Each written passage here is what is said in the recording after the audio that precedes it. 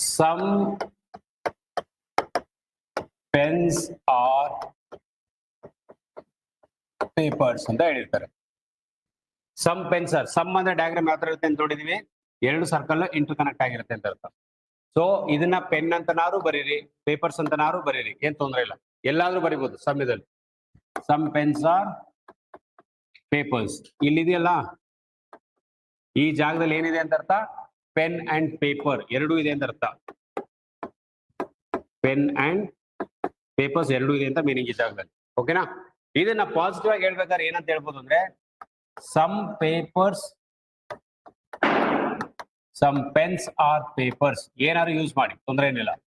Some pens are papers ಜೊತೆಗೆ some pens are not papers ಅಂತ ಹೇಳ್ಬೋದು. ಸಮ್ ಇದ್ದಾಗ ಸಮ್ ನಾಟ್ ಬರುತ್ತೆ. ಸಮ್ ಅನ್ನೋದು ಪಾಸಿಟಿವ್, ಡೈರೆಕ್ಟ್ ಆಗಿ ಸ್ಟೇಟ್ಮೆಂಟ್ ಅಲ್ಲಿ ಸಂಬಂಧ ಕೊಟ್ಟಿದ್ರೆ ಕನ್ಕ್ಲೂಷನ್ ಅಲ್ಲಿ ಸಮ್ ನಾಟ್ ಇದ್ರೂ ಓಕೆ ಆಗುತ್ತೆ. ಓಕೆನಾ? So this is statement,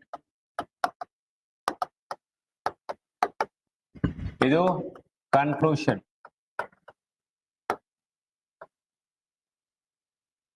statement some pens are papers ಅಂತ ಕೊಟ್ಟಿದ್ದಾರೆ ಅಂದ್ರೆ ಕನ್ಕ್ಲೂಷನ್ ಅಲ್ಲಿ some pens are papers right ಆಗುತ್ತೆ, some pens are not papers ಅನ್ನೋದು ರೈಟ್ ಆಗುತ್ತೆ. ಓಕೆನಾ?